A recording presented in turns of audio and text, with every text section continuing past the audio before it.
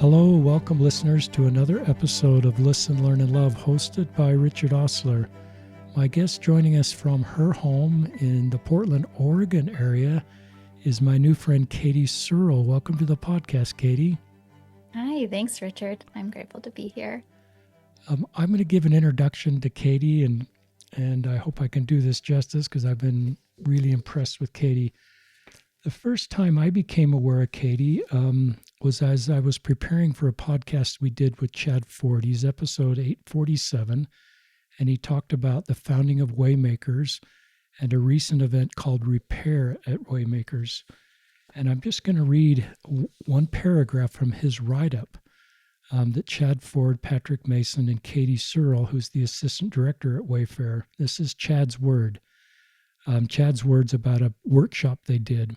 Katie came up next. She spoke about her own faith transition in the most vulnerable way possible. She reminded us of both the fragile. Oh, listeners, you know I sometimes get stuck on words. I'm just going to pass of change and the bravery it takes to find truth and belonging, especially when it means making choices that ask ourselves and others to leave behind old versions of ourselves. There were tears flowing as Katie, in her own graceful way, reminded us what it means to be human. And I just love that. I'm going to read a little bit from her bio. We'll put her website in the show notes, Katie Searle, SEARLE.com. Katie is how you spell Katie. I've lived in a lot of places, and I'm happy to call Portland my home. I'm a mother, a writer, an entrepreneur, which feels like a number of lifetimes under my belt. Post-college, I leaped into the world of publishing, co-founded Kinfolk magazine in 2010. And then, I'm skipping some of her bio here, in 2013, I co-founded, how do you say that? O-U-U-R. Our. Well, of course, media. A lifestyle publisher and agency, creative print and digital media for young creatives. As my professional careers evolved, I kept the finger on the pulse of some of my first loves: human rights, conflict resolution, and peace building, topics that led my undergraduate studies at BYU, Hawaii, where you met Dr. Ford. I became a certified mediator. How cool is that, listeners? Philanthropic consultant. You knew I'd botch that word, listeners. And a grant writer, advocating, this is important, for survivors of domestic violence and sexual abuse, families experiencing homeless, food insecurity, and the promotion of arts and culture. But that was just happening at the surface. I never sought to be an expert in grief and loss, but that is where my life journey is taking me, in navigating two separate households as a child, a transition of faith, a loss of a child, a marriage, a career, and the sudden death of my chapter 2, my soul love. I've become well acquainted with the darkness of deep loss, grief, and the grit of burning resilience. And I won't read her whole bio there, but you can read that whole thing on her website. And so just a little more background as Katie and I have been visiting. This is a son she lost at 5 months pregnant. Just one of a worst nightmare for those that have walked that road. You have a daughter, 9-year-old daughter that's alive. You went through a divorce, and then you fell in love with Joe. I hope I can use his name. It's not in your file, but I love talking about people and just this beautiful friendship and life you were building with your partner, Joe, and then he tragically died. You were divorced when you were 8. You're going to talk more about that. Your mom and now her wife, and your dad and your stepmother, and how that's all working out. But, one of the reasons I'm so honored to have Katie on the podcast is so many of us, including me and listeners, are just working through grief and loss and pain. And sometimes it's somebody like Katie that's experienced that firsthand and is willing to share her story. I think this is what moved people at Repair and Chad Ford to very much encourage you and me to get together and do this podcast, because he knows your voice is a voice of healing and a voice of hope.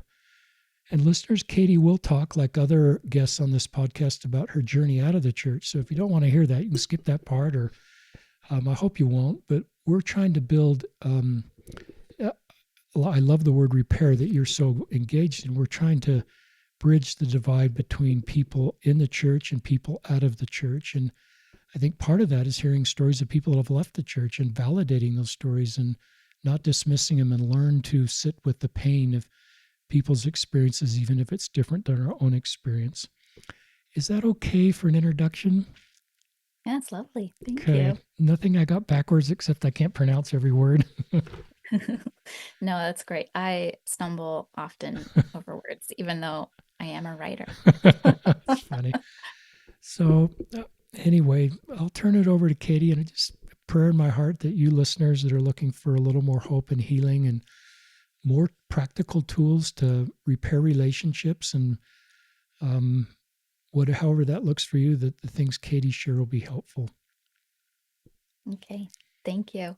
Well, it does say a lot about you, Richard, and your audience that you're consistently diving into these and leaning into these kind of tender, complicated topics. So, thank you for creating this space for people.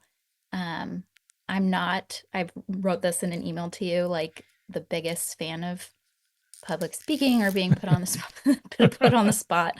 Um, Frankly, I'd probably rather be at the dentist or something, but in the times I have been able to share and like just kind of grit up to do it, it's always had a return of folks reaching out and sharing, as you said, that like how it impacted them to hear someone else experiencing something they have also been through, or just being the thing they needed to hear that day. So that's why I'm here talking to you, and you're just lovely. So it's nice to meet you too. So as you said, I was recently able to share parts of my story at Repair, which was an event that we put on to help equip folks with tools and more practical skills to bring home with them to work through kind of conflicts or kind of tender relational moments and feel better equipped to handle those. So there were some intensive workshops, and I was helping with one about faith transitions and maintaining love in faith transition. Um, and I think that that bridge building between folks who've left the church and those in the church is a really important thing, and that I feel called to kind of help with. And so that was also why I did that workshop, even though I was scared out of my mind. Um, so So I'll share. brave. Sorry, what was that? So brave to do it. Oh man, it was an interesting thing to share, like with a group of Mormons leaving the Mormon church. Like it felt kind of like just a weird juxtaposition, but people were so lovely, and everyone in that room was there because they have a family member who has either left the church or is questioning, or they are themselves, and they don't have that space to talk about it. Like it's Mm. just not talked about, even though we all are touched by it in some way. And so I think it created a really beautiful space. um, I still think about it quite a bit, but so I'll share a little bit about um, my story. Some of it I shared there. So yes, I was born into the church, and I came from long lines of Mormon pioneers, and like all the way back to England, people coming across oceans to be able to believe what they felt was right. And so there's that kind of context. My mom grew up in Utah, my dad in Idaho, both in pretty uh, prominent Mormon communities. Is it okay that I'm saying Mormon, or is it Yes, LDS? it's fine. Okay. It is just fine. Good So question. see, I've been out long enough to know. So, Um, and they met at BYU, had kind of the typical, they're both returned missionaries, the typical courtship and marriage. And uh, they were a really good pair, and they are lovely people. And they started their family, had my brother and myself and my younger brother. And when I was actually 6. I think I mentioned to you that I was 8, but I was 6 when they um, parted ways. And the reason being, my mom came out as gay, and it was kind of, a long time coming for her to recognize this. She actually shared that something that helped her kind of name this was a book. Oh my goodness, I wish I knew it. But my dad's, one of his BYU roommates, um, was a gay man who was really close friends with my parents all throughout, their lives. And he shared this book with them that was kind of like, at the time, this was probably like the 90s, but it was how to love like your gay um, uh, neighbors and family members, even while holding like a Christian faith. I can't remember if it was That's great. LDS That's great. coded or not, but um, and so my mom is reading this book in support of her friend, my dad's, college friend, and like highlighting and like going through and being like, oh, yeah, I'm relating to this a lot, like kind of piecing things together. There's certainly more experiences that kind of helped her get to this point of recognizing that this wasn't a choice, but who she was, and kind of growing up in more of a sheltered Mormon community in Ogden, Utah. She wasn't um, exposed to or aware that there were gay people, probably, frankly. And so she came out late in life and had 3 kids. And her and my dad, I know, had a lot of conversations and had a lot of heartbreak. Um, they were really good friends, and at that time, probably better friends than um, um, like a companionship, Hmm. but they cared deeply about each other, and they tried to actually stay together for the kids and for the church and mixed orientation Hmm. marriage. Um, and it clearly didn't work, but they gave it their best, and my mom continued to try to go to church and kind of navigate that for, I think, us and my dad, and but became really conflicted and um, had a lot of anxiety, and I think some mental health stuff come from that. And she shares this story about sitting in maybe either a general conference or some sort of conference where she was listening, and golly, I wish I knew the name. One of the apostles said something to the effect of like the three most like dangerous kind of challenges to the church, or like threats to the church, or like feminists. uh I can't remember. Do you know what I'm Yeah, I saying? do. I The think three it's things. feminists, intellectuals, and homosexuals. Exactly. And my mom was like, crap, I'm all three of those. Like, Ouch. oh, this isn't like my pew to be sitting in. Um, and so she and my dad did ultimately part ways. And I remember as like a kid, not quite fully grasping entirely why they were divorcing, but that was just kind of what was happening in our lives. And shortly after, my mom met my stepmom, Susie, who's a wonderful person. She is an ex-Mormon. She converted when she was in college at BYU. She went with Hmm. some friends, so a later convert. They actually met at like a ex-Mormon LGBTQ convention of sorts in Hmm. Seattle. Um, and so I think that's a really sweet, neat, cute story. And I really like, I'm super close with them today.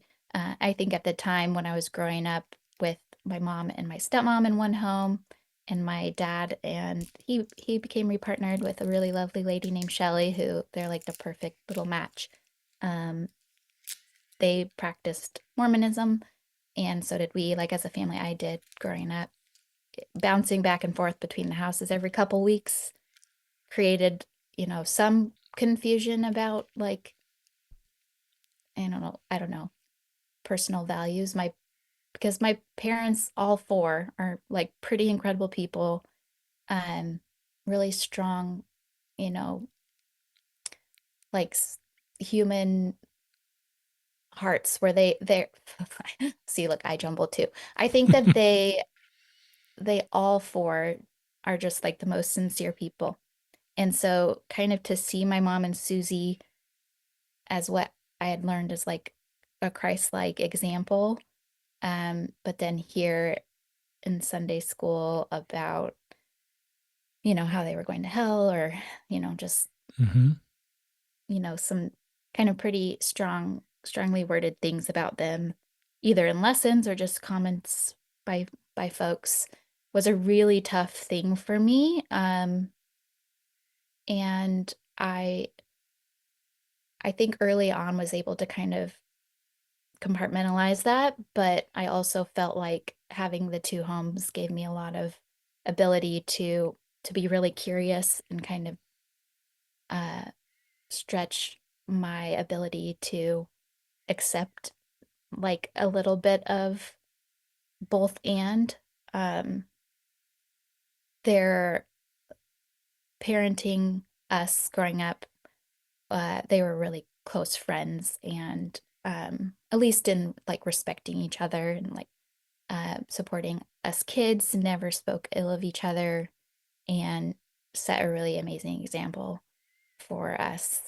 Um, Well, I, that's beautiful. That's a beautiful, unique story, Katie. Thanks for sharing it.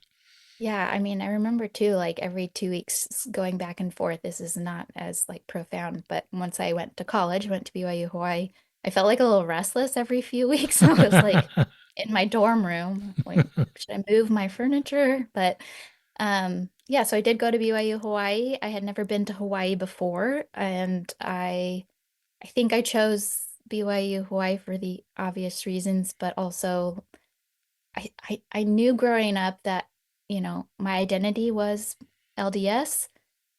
I didn't quite feel and like I was a BYU LDS girl.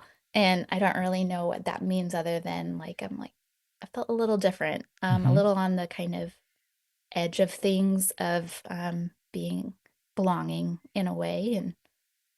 And BYU Hawaii did kind of feel like a gathering of all, you know, kinds of folks, and it was the right place for me, and I made amazing friends, and that's where I met Dr. Ford. I fell in love with the peace building program, the conflict resolution curriculum that we were learning, and was able to work with Chad through that, through the McKay Center for Intercultural Understanding, and really get the certificate program off the ground there, work on a peer mediation program that BYU Hawaii was able to adopt. And that is where I met my ex-husband. And he was also raised LDS, and we had a very quick, seems to be my pattern, it's a quick romance. Um, he is a really great person, and I think I never thought I'd be the girl to get married young, and I was 19, almost 20, Mm. just a complete baby. He's a couple years older, but I'm sure our brains were not fully developed, and we could have used a couple more years of incubation. Um, but you know, we were a really good team, and we went back to BYU Hawaii after the summer. We got married, and we lived 2 years in the married student housing, which was so fun. Um, Felt like summer camp all the time, and we made some really great friends. The couple that we met there at BYU Hawaii, there was a couple that we ended up starting a business with later, and they became our best friends, and we did dinners with them often and just kind of created our own little family. So I look at my college time really fondly. Um, and we both graduated at the same time, early 2011, and decided to go to Salt Lake City, which neither of us had ever lived in. Um, but he got a job at an investment firm there for a little bit, and I started working at a nonprofit. And he started to lose his soul very quickly. It was not the right kind of environment for him. Um, he's a really creative person and we had this kind of vision that we were working toward together. We had taken entrepreneurship class at BYU Hawaii and written a business plan um, for this sort of concept of gathering and kind of bringing people together without needing big reasons to, and to kind of slowing down um, and kind of living more deliberately in the moment. Um, and this kind of transitioned into a publication that he started working on and brought in a bunch of friends and acquaintances that he knew to help contribute photography and writing. And it turned into an online magazine called Kinfolk. And he was doing this in his spare time while working. And the business said to him that it was a conflict of interest, like he had to choose one or the other. Um, and so he chose to jump into this magazine that wasn't really anything yet. And I was working at the nonprofit, kind of keeping us afloat. And then starting to help him, and uh, it became quickly something that grew. The magazine, we printed a small batch of copies, and the contributors all got a copy, and then I think we had like 100 to sell, and they went so fast. We just like uploaded them online and had an online place print them out. Um, they were not very nice quality, but they went quickly, and like I remember wrapping them in tissue paper and tying twine and like really putting a lot of care and shipping them out, and people wanted more, and so we did another print run, and eventually we realized like there was something here, and uh, we were able to work on this magazine together. And this couple we had met at BYU Hawaii were there with us from the beginning, just helping out. And so it was really just the four of us, blood, sweat, and tears, working really, really hard. Um, we left Salt Lake uh, for Oregon, where I grew up. Um, Frankly, because we ran out of money. But that was a personal money. We weren't even really like a business yet. And then we decided to kind of like really incorporate and do this thing. And so that couple and us, we just put our heads down and worked um, probably harder than I've ever worked on anything in my Wow. life. This was kind of my ex and my child, I believe, like how we saw it. And um, Wow. I think that's like, I knew for if he had been like going to medical school, or, even if he had stayed at the investment firm, like the pace of his working would have been similar, but it just was like a season of our life that I accepted as busy. Um, what came from that was interesting because we were like, a couple working together. It was really hard to divide like work-life balance. I remember always being a little frustrated that I could kind of set that aside. But even the books that my ex would read were like business books or self-improvement, or like something that would positively impact the business. And he just was really invested. And that's kind of, honestly, it needed like an entrepreneurial energy behind it to keep things and the momentum going. We were able to build up a team, and we had kind of a pretty small team most of the time I was there, probably 10 people average, helping with this quarterly magazine that had reached a global audience Wow. and was at this point when we were in Portland. I've skipped a few years, but it was reproduced and translated into a few different languages. And it was kind of surprising, but exciting and fun. We were really young still. We were just out of college in our early 20s. We didn't really know anything about publishing, and I think that naivety kind of actually helped us in a way because we were like doing it our own way. We were printing the magazine more like a book, selling it more like a book. It was the right time and the right people working on it. Is all I can say for how it took off. And I felt like we took advantage of being able to travel, and I saw a lot of the world through this work. Um, and the premise still being kind of gatherings and um, that slow, intentional lifestyle. And so we would put on gatherings around the world and Wow. see people from kind of all different cultures kind of embrace that theme. It was the time and rise of social media, which ironically helped us, become what we did.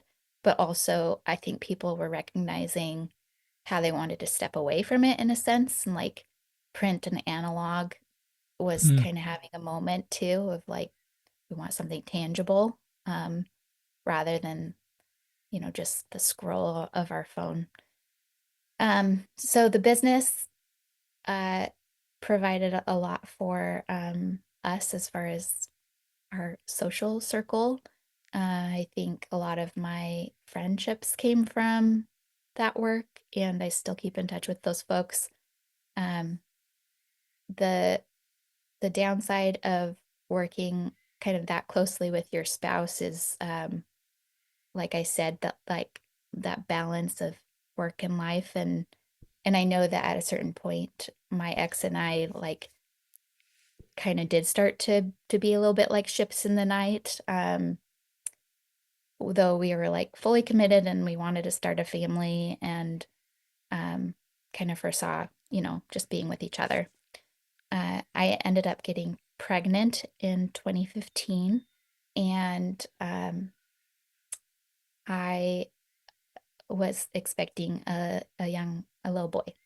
And I'm actually going to go back a second because I totally spaced this. But as we were leaving BYU Hawaii and starting this business, um, I'm sure there were reasons that of seeing kind of more of the world, also of like being a little bit older and on my own and able to really analyze kind of what I wanted for my own personal values. Um, Witnessing Prop 8 while I was at BYU Hawaii, uh, this kind of all came to a head where my ex and I, at the same time, pretty much in sync, decided to take a step back from the church. And we had been holding callings. I was in Young Women's, um, and it was a really difficult choice. I think a lot of it was to kind of protect, at least for myself, I can't speak for him, but like my mental health would be affected when I'd go to church and like hear these really harmful things about people I really loved Mm. in the LGBTQ community. And I could really see that there was like a division of folks. And I also, could be a full other podcast, but definitely had the like people pleasing, like toe the line kind of energy my whole life. And it was hard to kind of know who I was. Kind of lost myself in like Mm. finding value and the praise of being the good Mormon girl. And the point that I got to was like I just didn't feel like I knew myself, and I didn't the costs and the benefits, like the deficits started to outweigh the benefits I was getting in the community. And I feel like the community was in the culture was part of one of the hardest parts about being in the church, and it was also one of the hardest parts about leaving Mm, because I still felt like a huge love for the LDS community and had a lot of friends and family in the church.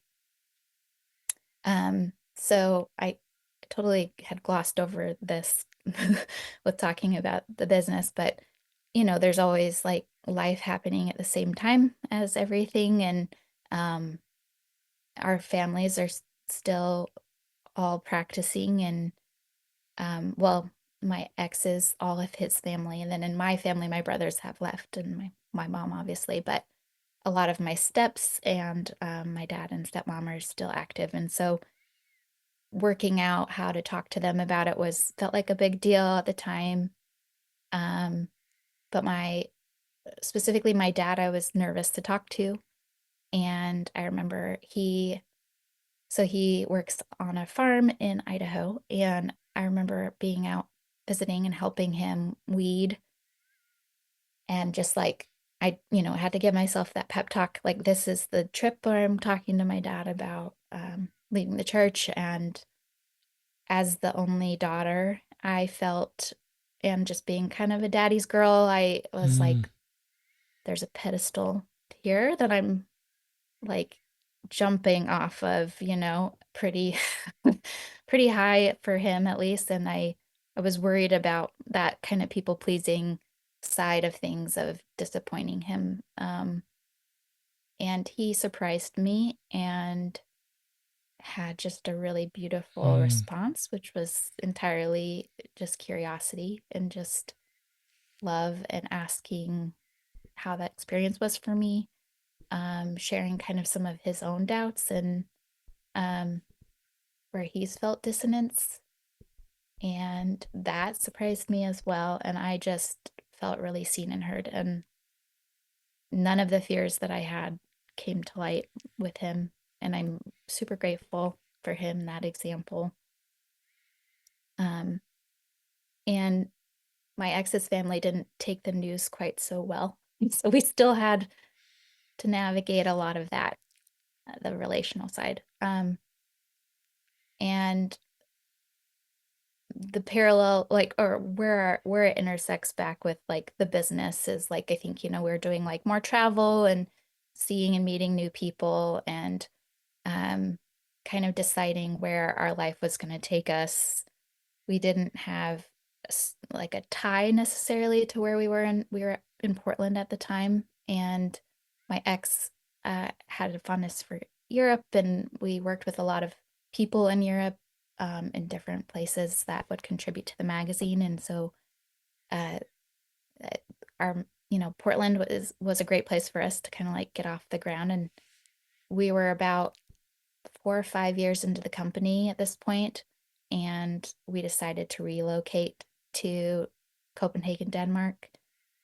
We wanted to be in a place where we could have access to some of those creatives and artists in Europe, but also um, kind of be in a city that was a little bit more like not too metropolitan, but had had kind of the audience that we were um, appealing to. And so we figured out how to move our office to Denmark, which wow. was really complicated. And um, I think moving away from Oregon was tricky for me, especially because I had just, I was pregnant, and thinking about having a baby abroad away from my mom and family was a lot. But my ex and I talked about, maybe 5 years we'll like decide where we want to be. And the conditions I had of just like I need to be able to go home and visit family, and people had no problem coming to visit us, so that was a perk. But we decided to do it. We got all of our team visas, and we went over and started getting set up over in Denmark. I realize I've been talking for a long time. If you have That's anything no, you that's want why to say. they're here to listen to you, Katie. So You're doing a great job. Just keep sharing your story. Thank you. Oh, yeah, so it was an interesting transition moving abroad. I had to get plugged into the medical system and like start working with doctors over there for the pregnancy. And while I was the business ops person, so making sure in HR and a lot of things, but like getting our team comfortable, hiring new people, interns, learning Danish business laws. Uh, it was kind of a lot going on at once, and this was the summer of 2015. Um, when we moved, I was about 4.5 months along with our baby, and everything up to that point had seemed all right. And when I went in for a scan, when I finally got set up with the doctor there, they did the scan and asked if I would come back the next day, like the tech did. Said that the baby was kind of in a position where they couldn't see what they needed to see on his heart. And so my ex and I went back, and the hospital, like right as soon as we got there, kind of set us in a room by ourselves. And so as far as I knew still to that point, because we had already had the like full anatomy scan in Oregon and were clear, so I just went in assuming he was in a weird position. And some mix up with the doctors or like miscommunication, the doctor there assumed we knew, Oh no. which was that my son had a congenital heart defect and we didn't know.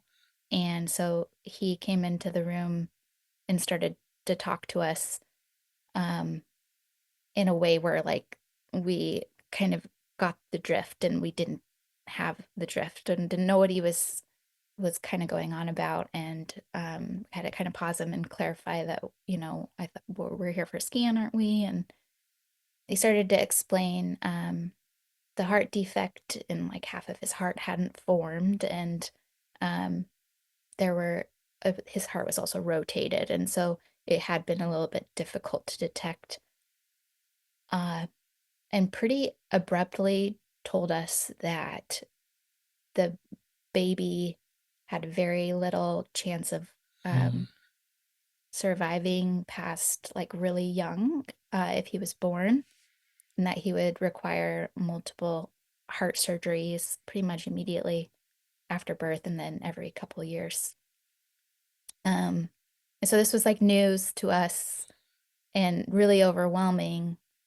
And then, like, pretty immediately, he said, everybody that I've ever consulted with about this has terminated the pregnancy. wow. This is a Um, lot to take in all of a sudden. Wow. yeah, it was a lot. And I often don't share this part of it. This is for me, we lost our son, and sometimes I refer to it as a stillbirth or infant loss, but the decision was presented to us. And I remember feeling this like this is just the most difficult position for anyone to ever be in. Um, we wanted this baby, and the baby was not healthy, was not dealt the right set of cards to survive a viable life. And but even though that doctor was like fairly confident, they're never going to tell you what to do. And so we really like just were confronted with this news like almost immediately. And then we were also told, because I was so far along with the baby, if we did decide to terminate the pregnancy, we would need to decide in like 3 days, I think was like the Wow. cutoff before I turned into the next week where it would just be too far along.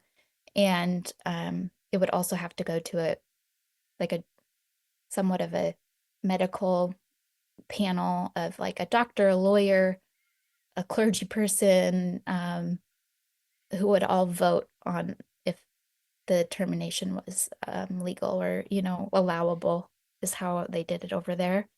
And we were told that it would have no problem passing because of the situation. So that spoke to the gravity of what we were experiencing. And I remember calling home and talking to my mom and trying to figure it out and explain it to her. And she connected me with a heart doctor here. And I just wanted to know, like, what would this experience be if I was not in Denmark, and what would the doctors be saying there? And um, I think the hardest part was like, we really just wanted to know the right choice, and there was not a right choice Mm. necessarily. Um, no one could tell us what to do.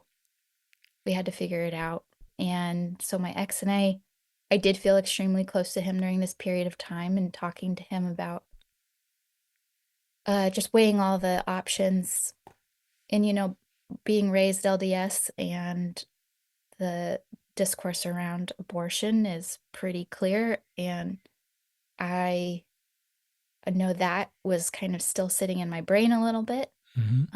trying to take that apart, dissect that, recognize like this is an extenuating circumstance, and that was kind of always okay. But what do I actually feel about abortion, and this situation? And so just being confronted with it in that way was impossible, but also like we found ourselves here and to make some really quick calls. And I think part of it was feeling maybe a little worry about judgment, but I really tried to separate that. What's the best thing for the baby and for us? Um, Essentially, my body was a kind of like his lifeline. Like, he was surviving because of being in me. And I had just, not long before felt him start kicking. Um, it was a really, really hard time. And again, I'm like abroad. I don't have my family.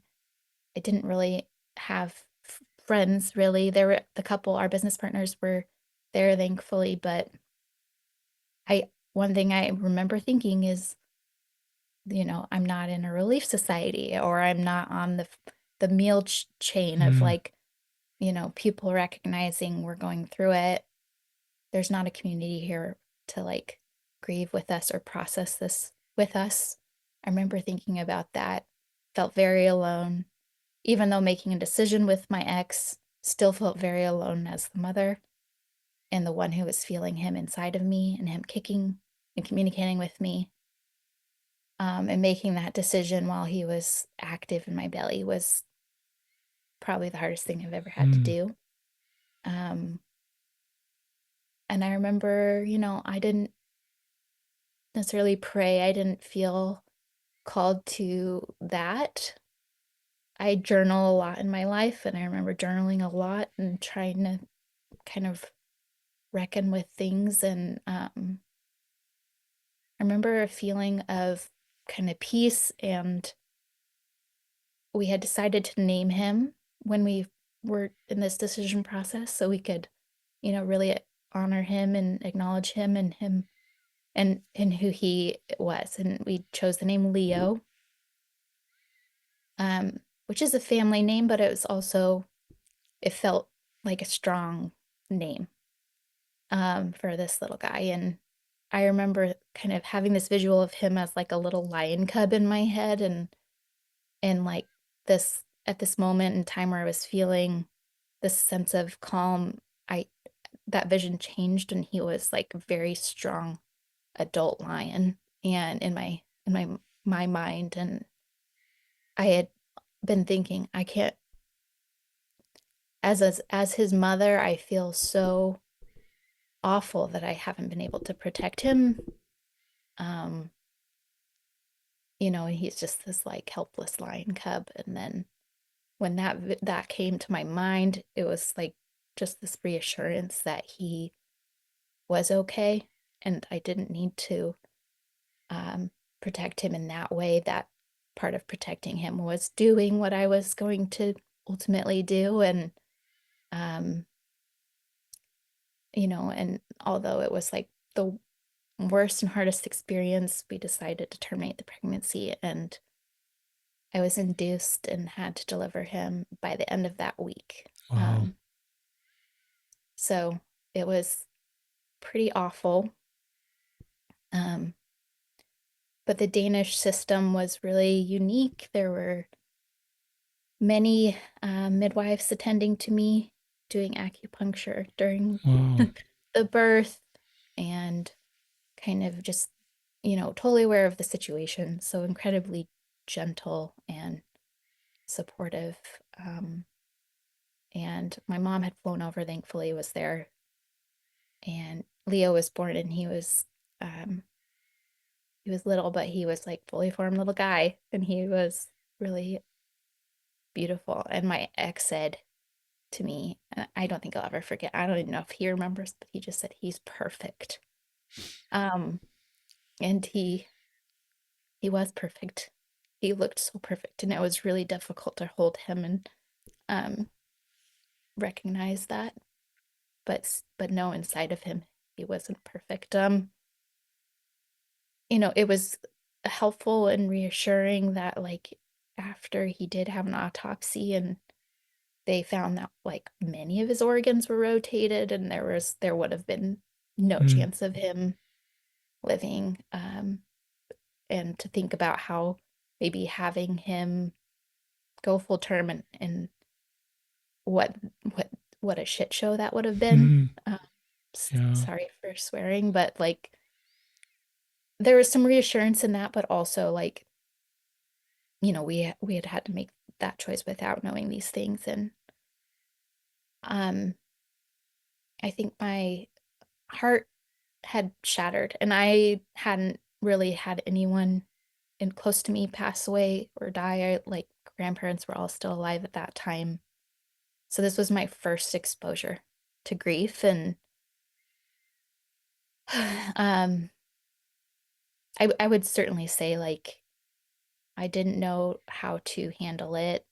I kind of just like closed up and tried to push through. Was kind of my first attempt, is just like feel the things, but also just like, life had to keep happening. I I was able to take a little time off work, thankfully, but not long. Um, but kind of before I keep going, I want to like touch, kind of do like a little callback of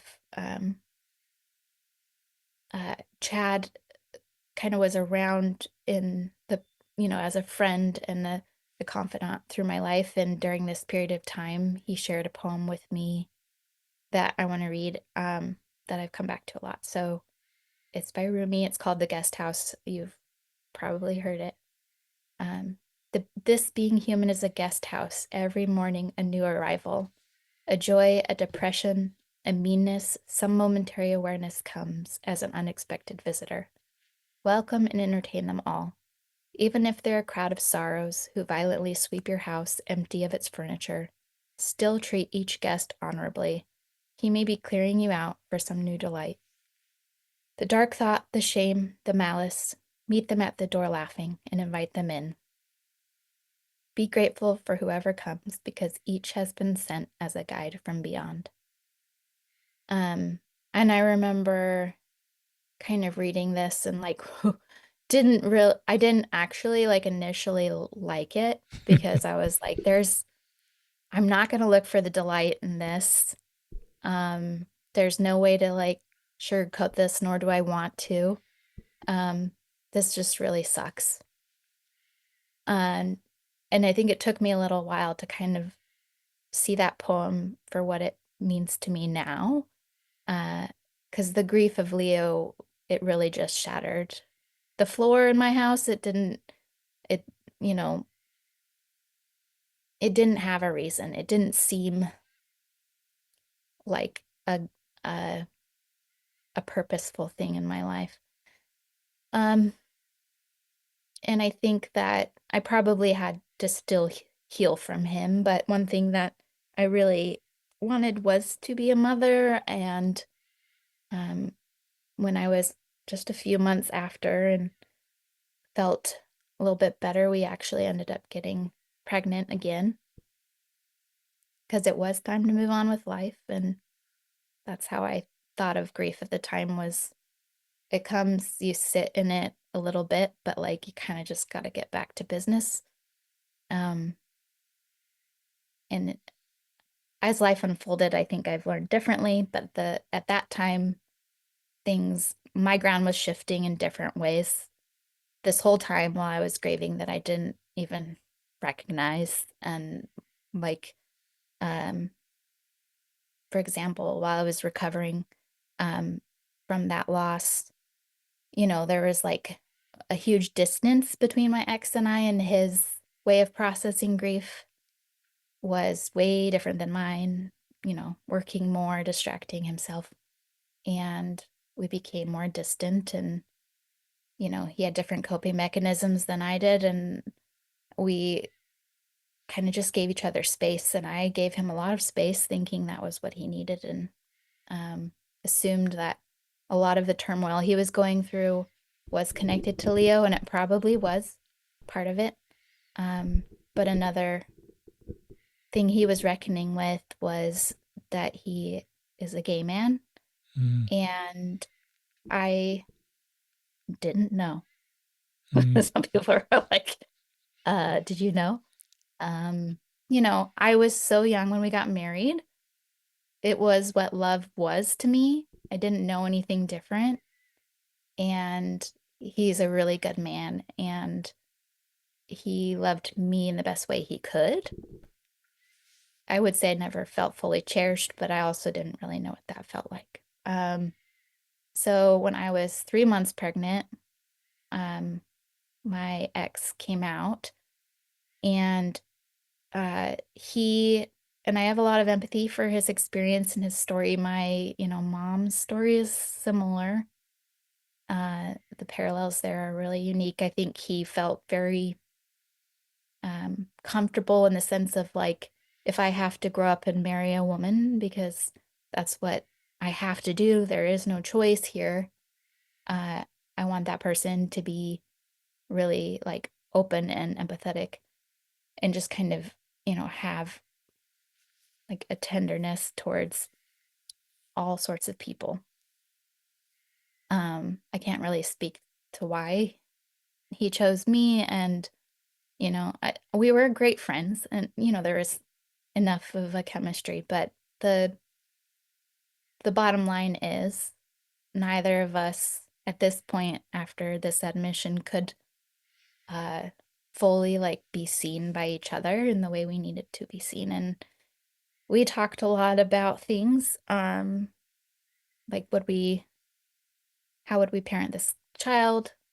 um I think the pressure of having the baby was kind of ultimately what helped him be able to be honest with what he had been hiding for so long, and that can really fester and be really damaging to somebody. And it's kind of like a pressure point and the release. And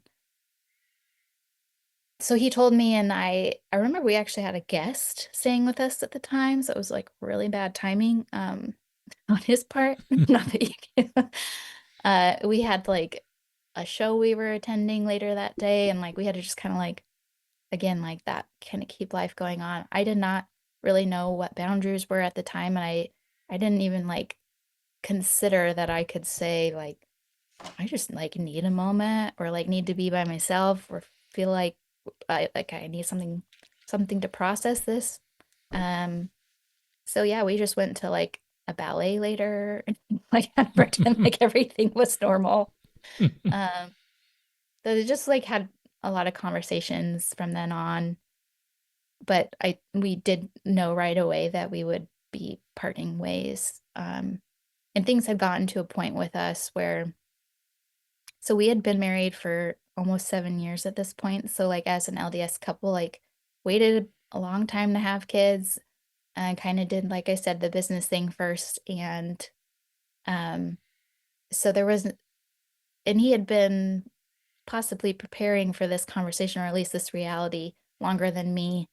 So it was again news to me, and took a little time to like disconnect from him as like, a dear friend, um, and the life we'd built together. And uh, it felt like a duty to like at least acknowledge, could we make this work? No, you know, my mom and dad showed us that it could work in a different way. And so we decided to remain friends and in each other's lives, but that I would be going home and we'd get a divorce. So this is all coming at the time when I was just like my first trimester. The doctors there had been monitoring me closely because of the loss of Leo, and they had some sort of X-ray scan technology that they could look at my baby's heart, even at the early stage, and kind of give me like some reassurance that the heart was okay. And um, I went to that scan on my own because we had already had this conversation. He could have come with me. I'm not sure why it was on my own, but um, she asked if I wanted to know the gender of the baby, and she could tell that early. And the condition that Leo had with all of his organs rotated was more prominent in boys for some reason. But it was potentially hereditary. We had done a lot of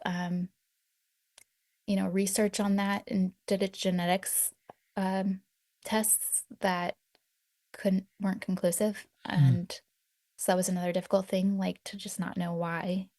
Um, but the doctor reassured me that this baby's heart looked good and that it was a girl, Mm. and it wasn't necessarily like a gender thing. In fact,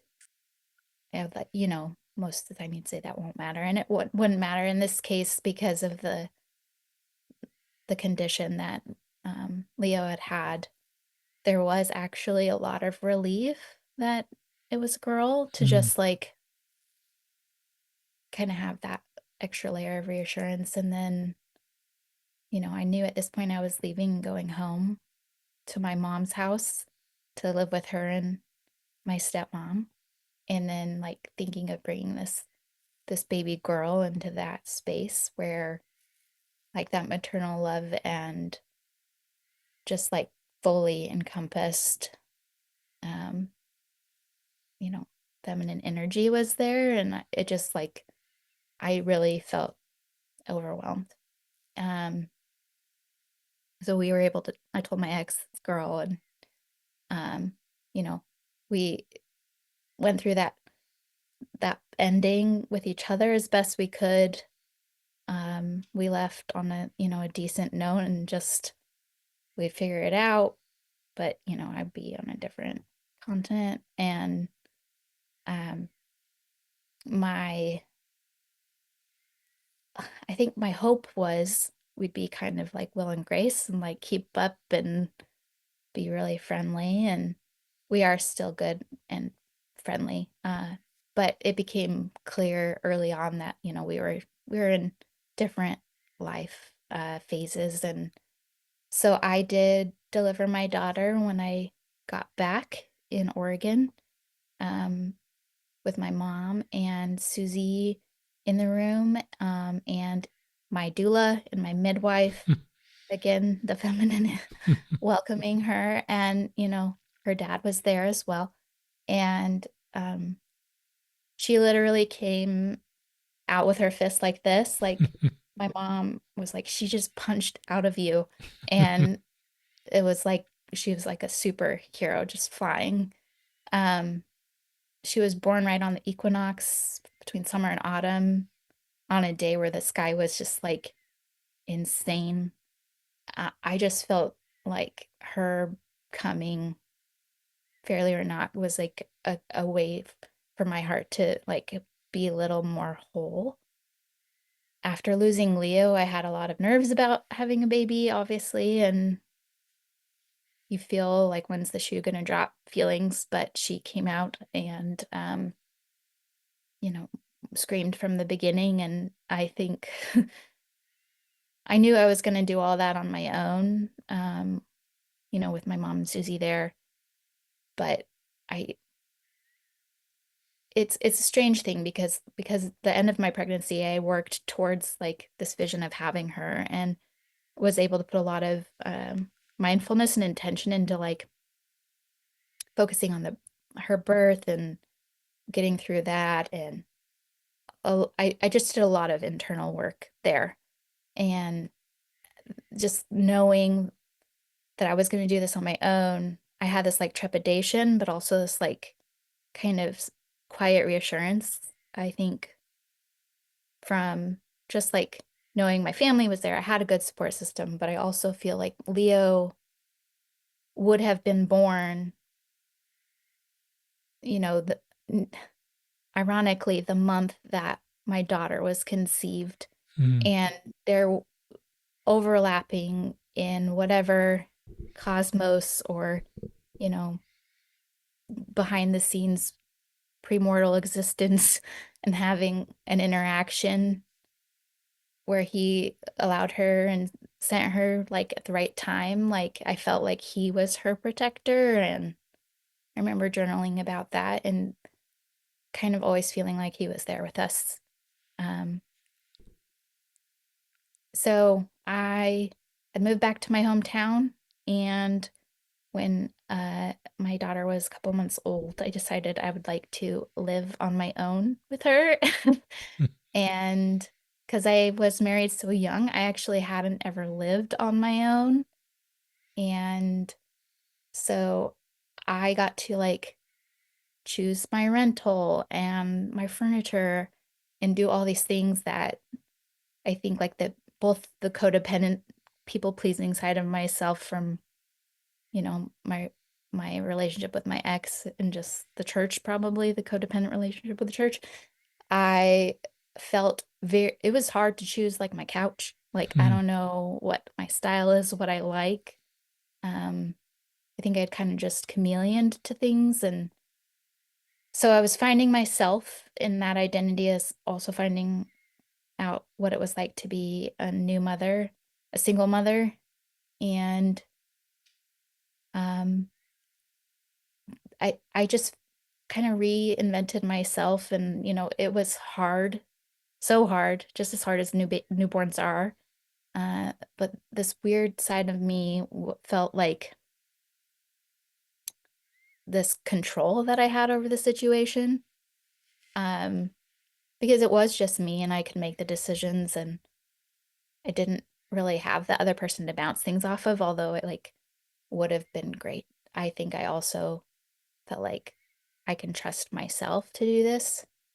Um, and my daughter's dad visits, and um he's involved to an extent, but he does live abroad still. And so at this point in time, like, I mean, I just knew from the gate that I was going to be doing this alone. And um, so I built us this home in this like kind of old craftsman that became really cozy and like a nest for us. And I raised my daughter there for a few years, and my mom's just down the road, and they helped immensely.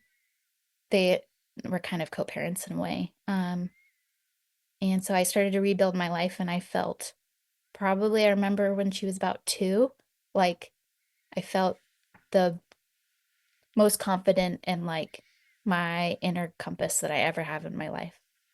Um, I think I kind of forgot to mention that when I left Denmark, um, I also left the company, Ken Folk, that I was that we had started. Um, and so I had also needed to find like a career, and I had had some experience grant writing for nonprofits. So I began writing um, grants. So anyway, this kind of like confidence that I was starting to feel when she was about 2, I was able to like buy a house nearby, Wow. and I felt really awesome to have. It felt really awesome to have like this thing that was just mine and my daughter's. Um, and her name, this seems important and should have mentioned, is V, like the letter V, and it's spelled VI. And, that's the Latin root for life in Latin-based languages. She, came after a huge loss, but she, you know, felt like she brought life back. And it's also like Roman numerals for 6. I found out I thought about all this, like, um, kind of symbolism after she was born. We just kind of liked the name. Um, I mean, I thought about the life thing, but Nathan, her dad and I were married for 6 years. So that felt really kind of cool to discover. Mm. Um, and I also remember when she was young, I was like labeling something with her name, and it was like right next to my son's name on something. Um, and my brain did this like anagram of their names, and the letters in Leo and V spell I love. And like just little things like this would keep happening in my life where I just I was reminded of just him and like him being there, but also, you know, of what it's all about. So all this to say, I'm feeling great, finally. Maybe I should date. Maybe I like kind of want to like, meet new people and make friends. I'm like able to leave my daughter with a babysitter, and dating outside of the Mormon church was weird, and apps had just started. So it was a lot of learning. And I met really cool people and no one I really clicked with, but I had great experiences. Thankfully, I did. Um, and while that was happening, a good friend of mine had introduced me to one of her friends, and I couldn't believe we hadn't overlapped because this man she introduced me to was an ex-Mormon, and his family and myself knew each other. I just didn't know him. I had grown up with some of his stepsisters, his younger stepsisters, and just the way that life had gone, we just like orbited opposite until this point. And his name is Joe, and we fell in love really quickly. And I think after having the experience I had had um, in my marriage, where I felt I felt very like, you know, respected and taken care of and loved, but not in the like adoration or like kind of cherished type way. And I could feel that with Joe, and he could feel that from me. And we'd often say how lucky we felt to have that love. And, um, he was jumping in with me and V. He knew we were a package deal and loved her so much. And the prospect of him being like a stepdad was like something he talked about all the time. And maybe even like if we had our own kids, what that would look like. He was in med school, so was pretty busy, but we'd see each other every time like he had any downtime. Um, and he'd be on call a lot, and if he wasn't in, we could just talk. And I worked from home, and so we had a lot of flexibility to get to know each other. And I think it was an immersion of getting to know each other. So we felt close really quickly. Um, and we decided that he was going to move in with my daughter and I after uh, some time. It was kind of logistics, but he was doing a residency and he was switching locations, and it would be convenient as well for him to be closer south. Um, and so we were pretty excited, but also like it's scary to move in. And I hadn't lived with anyone since my ex. Um, Introducing someone in that role for my daughter was a big deal, but we felt good and ready. And on the day he was moving in, and he didn't have a ton of stuff, but it had been put in the house, and I was getting it kind of sorted, and he was returning the moving van. And while he was driving the van, he was in a car accident, and he died immediately. Oh no. Um, I think it was reckless driver. Uh, the news took some time to get back to us, and there was a waiting period between finding out and, like him having left. And I got really in my head, and I actually was like, I couldn't hear from him. He wasn't answering his phone. And,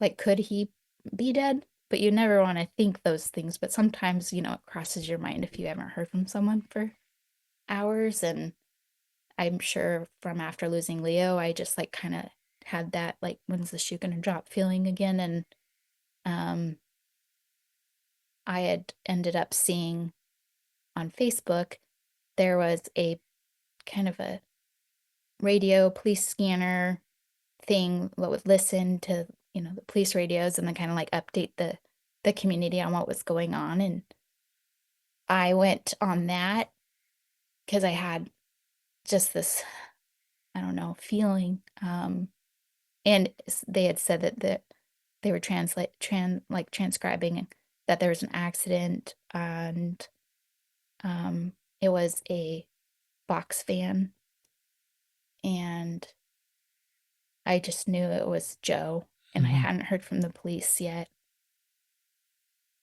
And I called his brother to come, or to go to location to just see what was going on. Um, and again, there was hours to wait until the police actually were able to figure out family and getting a hold of us. And um, I had just met his family, and all of a sudden they're, in my home, the police, and V's sleeping upstairs. And I remember seeing like his family in these like really broken places. I was in a really broken place, just that news again. And um, if you've ever been with someone physically in their space and life when they get news like that, like it um, leveled something. Like these people that I knew a little bit in that moment, I felt like I knew them better than anyone, Hmm. um, because there was so much raw pain um, in my living room. And I I'm still connected with his family, and I still think about that moment sometimes. Um, like they've become my family, and I feel so close to them, primarily from going through this and the grief process with them. Um, I It's weird to think, but I don't know if I'd be as close to them even if Joe was around. Like there was a bond, and I feel at least grateful for that. So this happened in 2019. Um, my daughter was 2, and I had to kind of walk through grief myself and with her, and kind of explaining it in simple ways to her, like age appropriate, but not, I talked about death, and I told her I was sad, and I tried to kind of like keep, you know, the adult parts from her worries, but I also wanted her to know you know, how real this was. And kids can't really comprehend death until about age 5. And so I remember thinking early on, even just like working with her with this over and over again to teach her and tell her about death until she finally gets it, and what kind of that would bring up in me. But um, she's so she had seen a lot in her early life of just kind of like that exposure. And I think with a child around, that kept me going, and that kind of gave me the framework for kind of explaining grief to myself differently when I look back. Like at that poem even, I think I think now about, instead of just like feeling the feelings and then like almost running away from them. I do feel I recognize with the loss of Joe, I needed to be and feel as bad as I felt. Like I just needed to sit in that and I couldn't push it away. And over time, just very slowly and gently by accepting those feelings and being able to like be around his family and work through things alone when I needed to and with them when I needed to, like I kind of slowly started to see a little bit of light, although this was a very, you know, hard thing for me and kind of like came at it right before COVID, where the world shut down.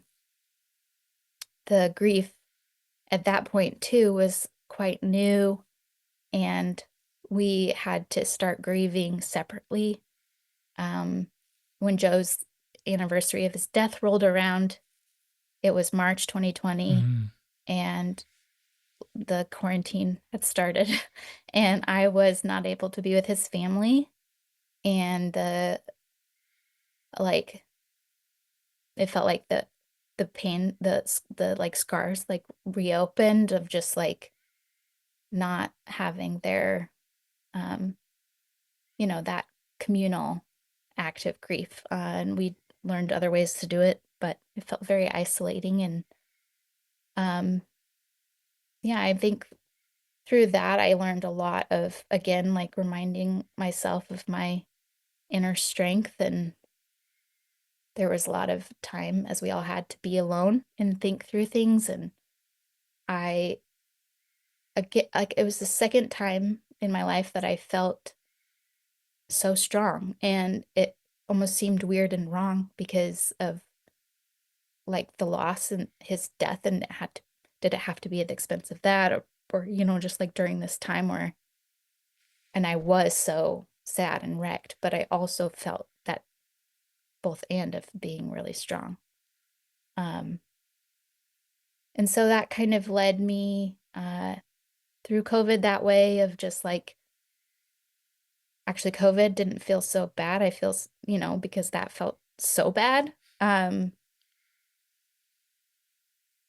In the context of my life, right? COVID was bad for a lot of people. um but I think like I had gone through my own huge loss, and then there was this global loss. And so as I was kind of working through my stuff, everyone else worked through their stuff. And once we got back into like social scenes, I was like fairly normal again. As it took all that time, so incubate. And like the tail end of COVID, I felt ready to date again, and ended up on a dating app meeting my current partner 5 years ago. And my daughter and I just moved in with him this Mm. summer in Congratulations. Portland. Thank you. We're doing our own version of blending a family, and it's hard. And I've never had to share parenting or that control, like I said, with anyone, and that is hard. um, but it's and like I said, certainly harder than I found just living on my own with my daughter. So I know it's because I love this man and he's really wonderful and supportive of us. Um, I feel like we're doing things together, which hasn't always been the case in my relationships. And I feel like um, opening myself up to love again was like that heart, that constriction of and cracking and the opening was just kind of like a frequent thing for me. Um, and I'm glad I was able to allow him back in, or love back in. And that kind of brings me to the present. Um, and all this time I've been working as a nonprofit philanthropy consultant and grant writer. And Chad and Patrick have started this project recently that Chad thought of me. And again, we'd been in touch through the years. He knew kind of the things I'd been through, and I think even though he known I'd left the church, and he was going to be working with this project in a like a big way with Mormon folks. He still felt like I was the right person, so I've been brought into their team. This project we're calling Waymakers, and that's kind of like the full circle. Is like that was just this summer. It's fun to have like a different pace and kind of go back to my roots a bit, but working with him, Patrick Mason, has been um, just a real highlight this last year. And I think the repair work that we're doing, which is we kind of talked about, there was this conference that we put on. Um, our kind of our central goals are to like help people kind of practice curiosity and um, work within conflict as a catalyst for reinvention and reconnection at a time in the world and in like social circles and even probably like within ourselves more than any other time. It's like there's a lot of conflict happening in the world, and I think that this is really needed. I really hope we can keep this project going. It's brand new. We need more money to keep going and grants and such. So we're going to work hard to do that. Um, but that brings me around, Richard, I think, unless I forgot something. But Um, I want you to keep talking because you've got some closing. I'm looking at your outline here. You've got some closing reflections and maybe some key messages. But there's a lot of people who'd love to jump out of their headphones right now and give you a big hug, Katie. aw. And I try to give voice to them. Sometimes they're on treadmills or driving and they've had tears in their eyes. And your courage to share the most difficult chapters of your life is a sign of, I think, great strength and great courage. And um, you listeners know that I try to write down things that really stood out to me. And there's a lot, but your dad's response with curiosity in that field in Idaho, I can just see that field somehow, and you wanting to be honest with him about where you were with your faith, and I love this beautiful moment between you and your dad, where he responded with curiosity, and he even opened up with some of his own doubts. That's a beautiful moment of that I hope we all can role model listeners as people open up with brave, vulnerable realities of their life. And they've been playing these conversations in their mind for a long time, wondering how the other person will respond. And I just think we need to sort of pre-program ourselves to respond the way your dad did. Mm. In whatever situation we're in, with curiosity, asking open-ended questions, being vulnerable ourselves. I've always loved the idea that the goal is to preserve the relationship. We can't control someone's outcome. People are there's just going to be differences in how we see the world and how we see faith and how we walk this. So um, this is one of the most, if not the most tender segments of any podcast we've done in 700, 800 plus episodes, you talking about Leo. Mm. And just the impossible situation you're in. And you just wanted to know what to do. And you ultimately responsible for making this decision, along with your ex-husband and his advice. And the decision to terminate a pregnancy is, my feeling is you obviously made the right decision, but whatever decision you made, because you're the person needing to make the decision, is the right decision. Yeah. I shouldn't sit on the sidelines and have a feeling about a different decision. I'm not the one making the decision. Yeah. So I think my job as a friend to you, and you had lots of friends that supported you, is to support you as you are the one faced with making this impossible decision and having to live with that for the rest of your life. Yeah. And what I should do is just love and support you in this impossible decision. And I love that you said prayers wasn't really your thing, Mhm. but you said journaling was. Mm. And I love the way we all find things that are helpful to us to process impossible difficult decisions, and journaling has been one of your things. And I love the principle that you turned back to something that was helpful for you, and journaling was that. I love you named him Leo, and I love you talk about his name.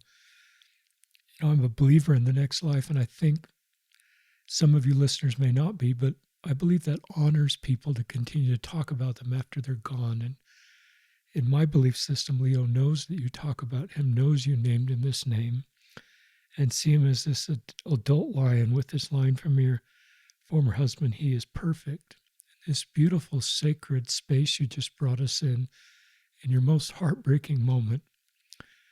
But I think one of your most beautiful moments, the way you navigated this impossible road, and people are walking impossible roads right now, and you being honest helps them feel not alone and feel they're going to be okay, because your story's full of hope.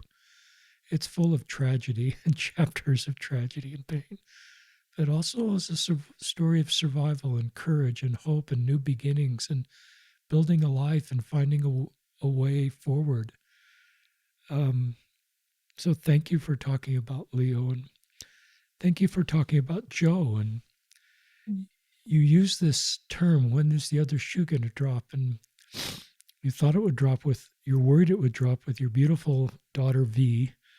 And, she didn't have that problem, and she's alive and healthy and thriving. And I love this visual of, all these women coming together to love her. But the other shoe did drop when another worst nightmare happened, Joe. Mm. I love you talking about Joe, and the fact he's in med school and doing everything he can to go down a career road that is pretty long and pretty debt ridden for the desire to bless other people. And I'm so sorry Joe's gone, but I love the way you're connected to Joe's family, and you all equally mourn Joe. And I think your continuing mourning of Joe helps Joe's family, and maybe Joe. As a believer that Joe's on the other side, I think you talking about him and now building your life together with Matt is probably what Joe would always want. I just don't have the clinical skills, listeners, because I'm not a therapist, to sort of share some of my heart with Katie and her courage to share what you've shared, and to buy your own home and to build your life together. And and I think of V right now, this 9-year-old daughter that has you as her mom, and Joe that was in her life just for a little bit, as a 2-year-old, and now Matt. And I've thought about her and just the wonderful life she is living right now. Yeah. And the things you were teaching her about curiosity and kindness and compassion and courage and what women can do in this world. And, I think about her life and where she'll be at 19 and 29, and, and some of your greatest paydays, I think, will be seeing her and knowing your decisions in your life have helped open doors and for her in ways that are possible because of you. A lot of my friends that have left the church would not want anything to do with the church. It's a source of pain for them. And it's sort of like walking back into a relationship that's not healthy. And so I really admire you and Patrick and Chatter, two people I deeply admire for their work. But I love that they recognize that you would be the third link of this powerful trio. And they brought you into Waymakers and did this workshop at Repair. And and then this experience you had where you were able to share your journey out of the church in this workshop to mostly people, it sounds like they believed, and how that humanized perhaps people like you that have left the church and humanized all members of their family. And I think we help Purple Stories listeners, we increase our empathy for people that are walking different roads than us or have come to different conclusions. And we're all the same human family. And with the political divisiveness and even divisiveness in our church among members that are active because of different things, the work that you're doing is so needed, and I hope you get more funding. I hope repair becomes a regular thing. Mhm. I hope we'll put all the links to repair and waymakers in the show notes. But I just admire your courage, Katie, to step back into a space that hasn't been your space, that has been a source of pain in your life. And I asked you this before we went live, what that's been like. Will you answer that for our listeners? Just, I don't know what you first thought of this idea of Chad. I'm stepping back into kind of a Mormon space. That's been difficult for me. It could be re-traumatizing. So tell our listeners just what that's been like for you. And it's not for my listeners that aren't in the church. Neither of us are asking you to go do what Katie's doing. But I'm curious. Yeah, and I never suggest like anyone who really like has still some trauma to work through or pain that it would cause more pain to be in these spaces. Um, so that's not what I'm saying is like the best route. But with the time and the healing I've been able to do, I think like witnessing some folks in a new light has actually been really healing too. Like to add to that for myself, I was able to go to the Restore event to promote the repair workshops, and I've never been around that many Mormons like in decades, and or the last decade, not dec and I think just hearing everyone's stories and openness and seeing there's that like room for nuance in certain pockets was kind of encouraging, um and I think that like the way my family has kind of like navigated faith transitions with that kind of curiosity and love has that's a roadmap, and that's not everyone's story necessarily. If there is like abuse or rupture in ways Hmm. that need like more professional intervention than just like skill building. But the premise of kind of what we're trying to do and like um in in our work with Waymakers of um the ability to stay connected despite difference, it feels like an important message people are resonating with. Um, and I think like the through how I've come back to this, like what it feels like is really purpose-driven work, and like the themes that I've seen in my life of just kind of like expansive love of like the heart opening and making way for even a wider spectrum of feelings and love. I uh, I will just maybe end with this, Richard, but when you were talking about V, that um this came to mind, and she's like the most incredible human, but uh I was really afraid of like parenting outside of the structure of the church, to be honest. I was like, that's kind of a plug and play thing where, primary, I just send her to things and like I have help. And she has a path, and I was like, I have to figure out this path as a parent without the church, and like her as a child without the church, and um kind of deciding on those family values myself gave me a lot of almost more like practice in having to live them in a more noticeable way for myself, and she does see that, and I'm grateful, and thank you for acknowledging that and how she's become who she's becoming. One thing she did at school with drawing her family recently, I think shows this, but so she drew, they were all, she's a great artist, but this was stick figures. She was just getting through it, I guess, but like it's an assignment, Uh, but it had um her dad, his partner, uh next to Joe, next to Matt, her four dads, Wow. and then she did draw a little Leo, and then she drew mom and V.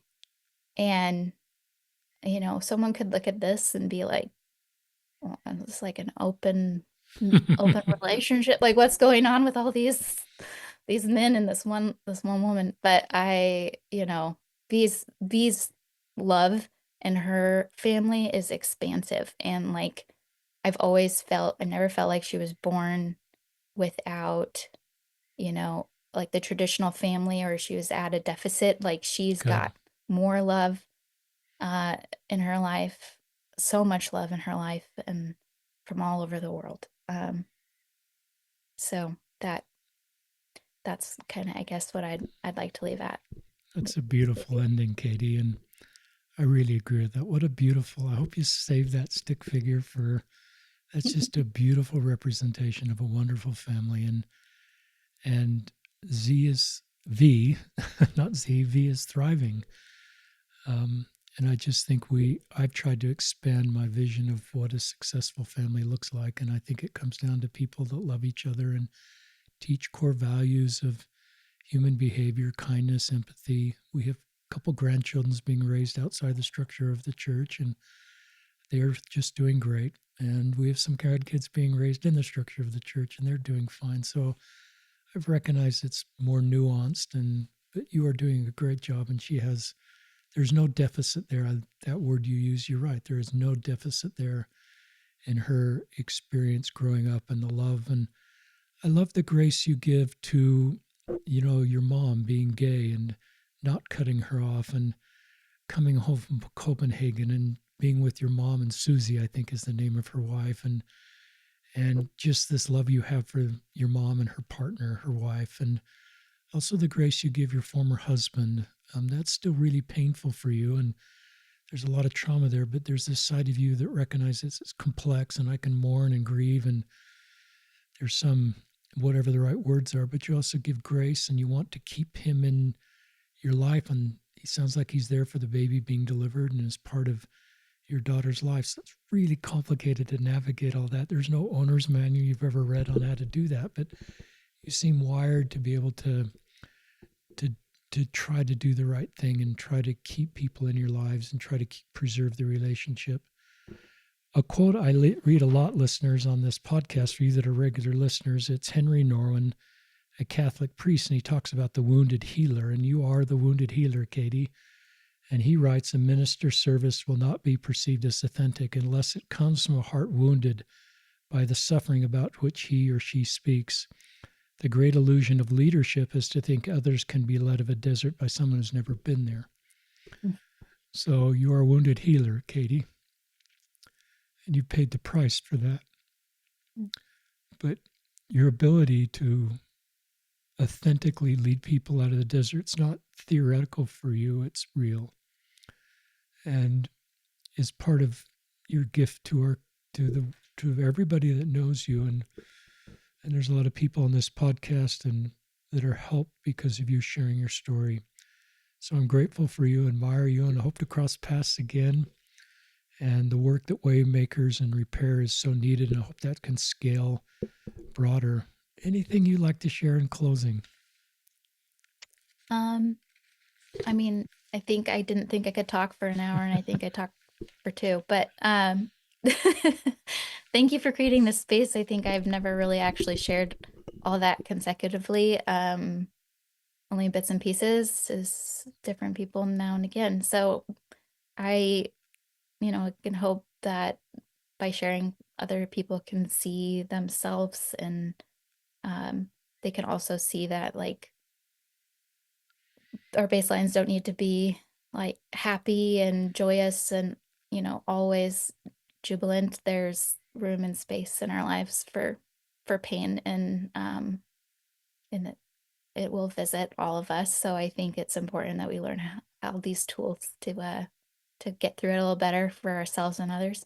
Um, yeah, I think there's a really quick poll I can share that I did before that workshop on faith transitions that speaks to like what we're talking about and what you're doing.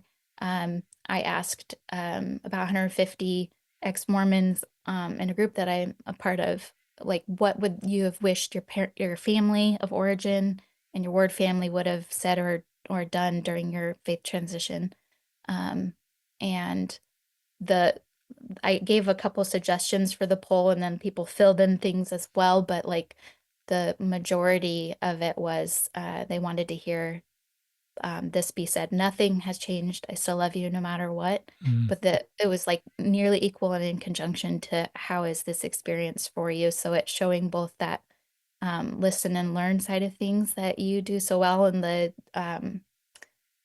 asking the questions with curiosity and focusing on that it's okay to hold the contradiction, that it's our relationship that's important, mm, and the experience, how are you, is showing, like not just a placated I love you no matter what, right? There's the action of the follow up on both sides of, you know, staying in the church, and not of how is this experience for you. So, that is great. Research is our friend. I'm glad you did that poll. mm. Um, so thank you. Thank you, listeners, for joining us.